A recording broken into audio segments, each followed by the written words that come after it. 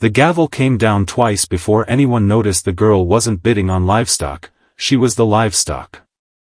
Standing on the flatbed wagon outside the Cottonwood County Courthouse, hands bound loosely with rope more for show than restraint, 17-year-old Wren kept her chin level while the auctioneer read her contract of indenture aloud like she was a plow horse with good teeth.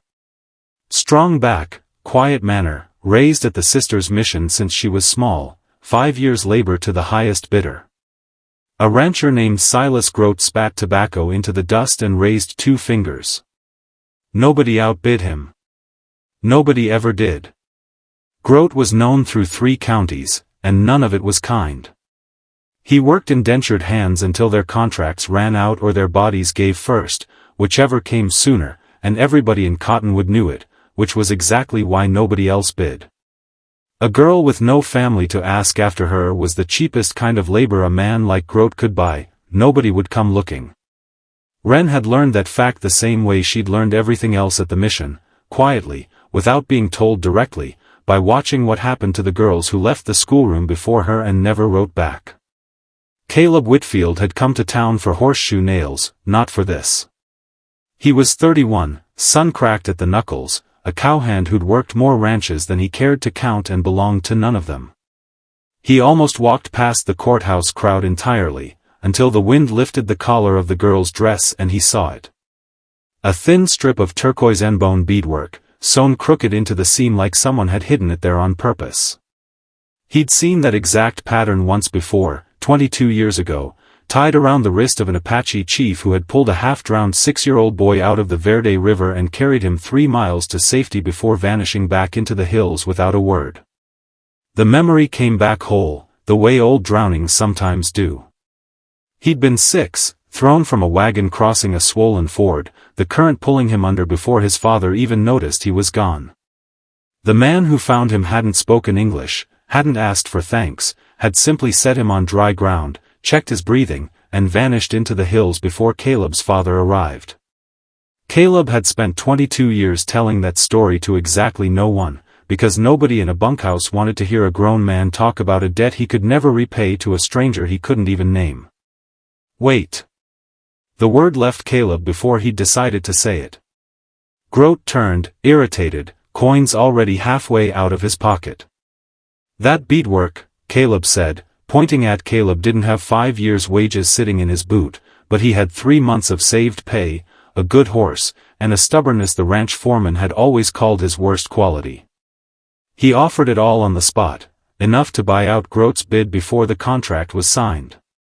Grote sneered, called him a fool chasing a dead man's story, but the crowd was watching now, and reputation mattered more to Grote than a mission girl's labor. He took the money, counted it twice, and walked off without another word, the way men do when they've won something they didn't actually want to lose. Wren watched the exchange with the flat, guarded expression of someone who had learned long ago that being handed from one owner to another was simply how her life worked. She'd been at the mission since she was 6, old enough to remember there had been a before, too young to hold on to any of its details except fragments that came at strange hours, a low voice singing, the smell of wood smoke that wasn't the mission's wood smoke, hands that had once lifted her onto a horse with a gentleness the sisters never matched. She'd stopped chasing those fragments years ago. Chasing them only ever ended in punishment for talking foolishness. They rode out together in silence, Wren perched behind him on the saddle, her belongings amounting to a single flour sack bundle. Caleb finally spoke as the town shrank behind them. "I ain't buying you," he said. "Bought your freedom is all. You can ride on wherever you please come morning." Wren said nothing for a long mile. Then, quietly, "Nobody's ever handed me back to myself before." It was the first full sentence she'd spoken all day, and it landed on Caleb harder than he expected, because he knew exactly what it felt like to belong to no one, ever since the river had taken his own family's trust in leaving him unwatched, and left him raised hand to hand across a dozen ranches that never quite called him theirs. That night, camped by a dry wash, Caleb told her about the river, about a boy who couldn't swim and a chief who didn't hesitate, about the beadwork bracelet he'd glimpsed for half a second before the man disappeared into the hills. Wren's hands went still over the fire. "The sisters told me my mother died of fever, that there wasn't any family to speak of, she said. They didn't tell me the fever came the same season the soldiers pushed our band off Black Mesa. They didn't tell me a lot of things. Her voice didn't shake when she said it, which somehow made it worse. 11 years of practice keeping her face still while people decided her history for her. Caleb didn't push further, only added a stick to the fire and said the thing that would echo through everything that came after. A thing worth keeping don't need papers to prove it's yours. It just needs someone willing to carry it. Wren looked at him a long moment, filing that sentence away like a stone in her pocket. She didn't know yet that she'd repeat it back to him at the worst moment of her life, or that he'd built the whole sentence around a boy's memory of a man who never asked for thanks either. By the third day, Wren had stopped waiting to be left behind. She mended a torn stirrup strap without being asked, tracked a rattler off the trail before Caleb even saw it, built fires faster than he could gather kindling. She didn't talk much about the mission, but what little she said painted 11 years of scrubbed floors and switch marks for speaking her own language out loud. Caleb, in turn, told her about ranch bunkhouses that never felt like home, about learning early that if he didn't make himself useful nobody would keep him around. Two people built by the same kind of loneliness, riding toward a town called Anders Flat where Caleb had standing work waiting, and where, unbeknownst to either of them, an old trader named Ezra Duke had spent 30 years quietly keeping records nobody else wanted kept. Anders Flat did not welcome her. The foreman at the Circle K, a man named Purdy, took one look at Wren's braid and her mother-tongue accent buried under mission schooling and refused Caleb's request to bring her on as camp help. Ranches got a reputation, he said, not quite looking at her. Can't be seen keeping an Apache girl underfoot. Caleb argued until his voice went hoarse, but Purdy held the line, and word spread fast through town. The cowboy who'd bought an Indian girl's freedom for 3 months' wages was either a fool or asking for trouble. Doors that used to open for Caleb started staying shut a half-second too long. Men who'd shared a bottle with him at the saloon now found reasons to look elsewhere when he walked in. It wasn't loud hatred, Anders Flat was too polite for that, it was the slower, colder kind, the kind that closed off work and credit and small kindnesses one at a time until a man understood without being told that he'd made himself unwelcome. They took a small line shack on the edge of town instead, 1 room, a leaking roof, barely enough to split between 2 people surviving on Caleb's dwindling savings. Wren refused to sit idle.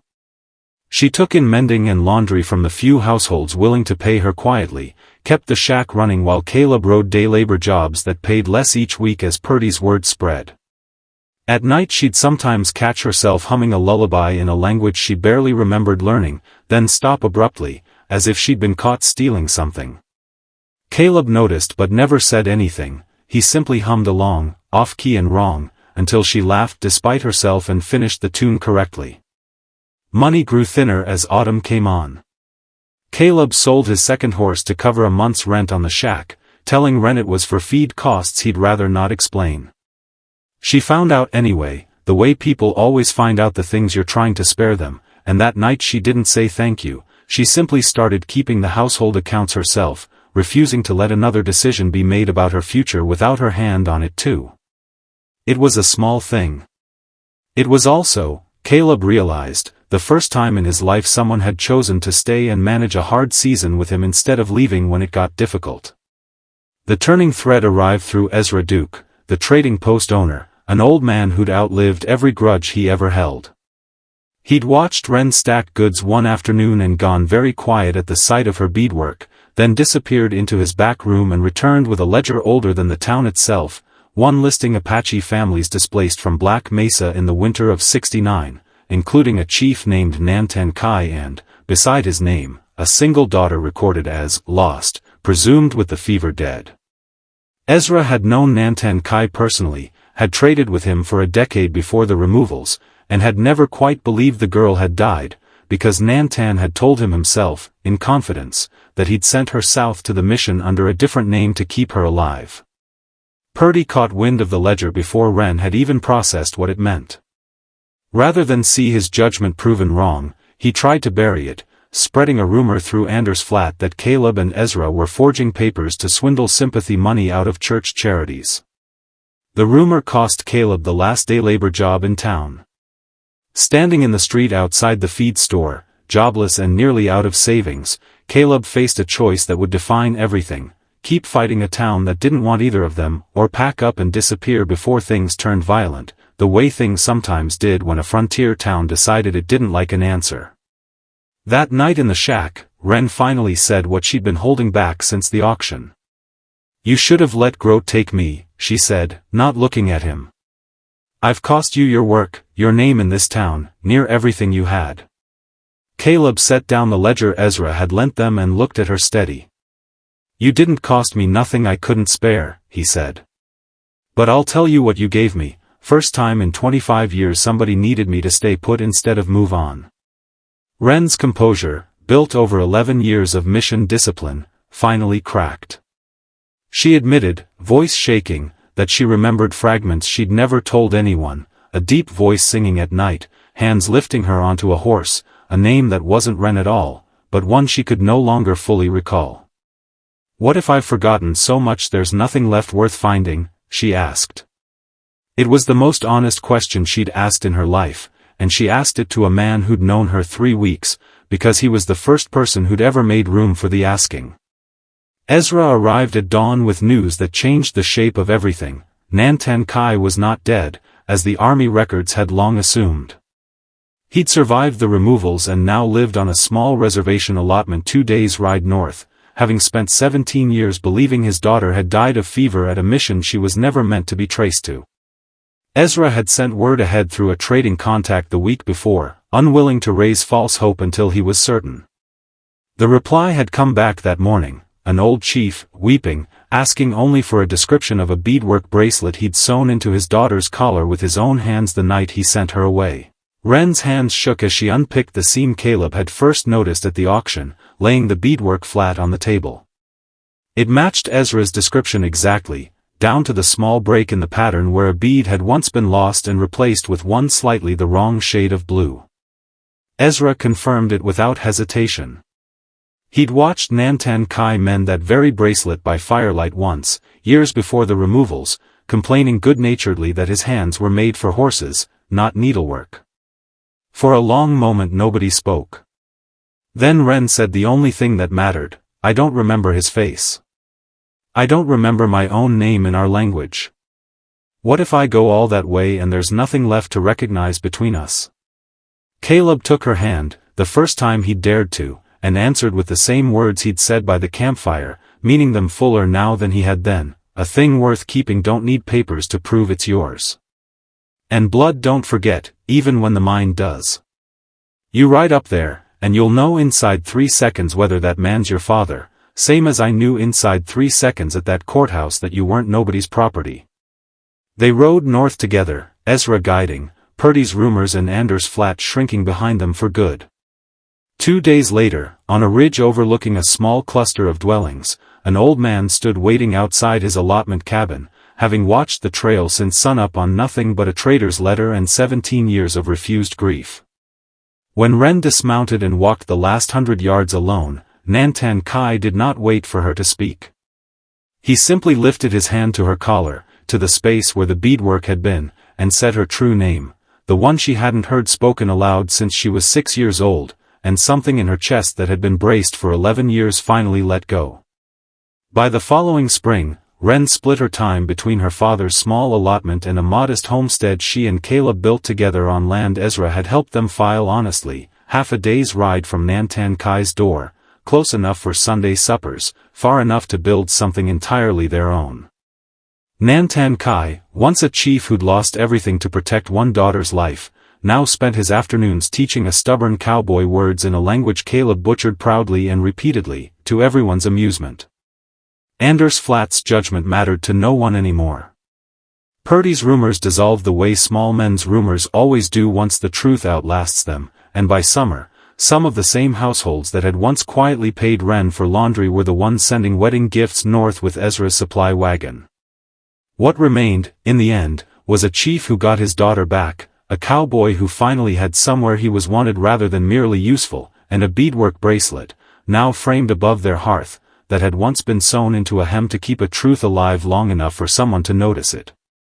Caleb liked to say it plain, whenever anyone asked how a ranch drifter ended up with a chief for a father-in-law. A thing worth keeping don't need papers to prove it's yours.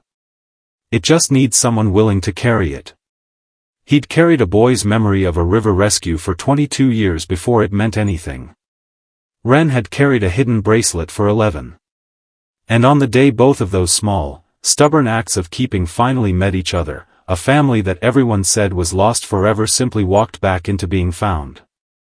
If you were Caleb, and one glimpse of a hidden bracelet was all you had to go on, would you have spent your last dollar chasing a stranger's forgotten past?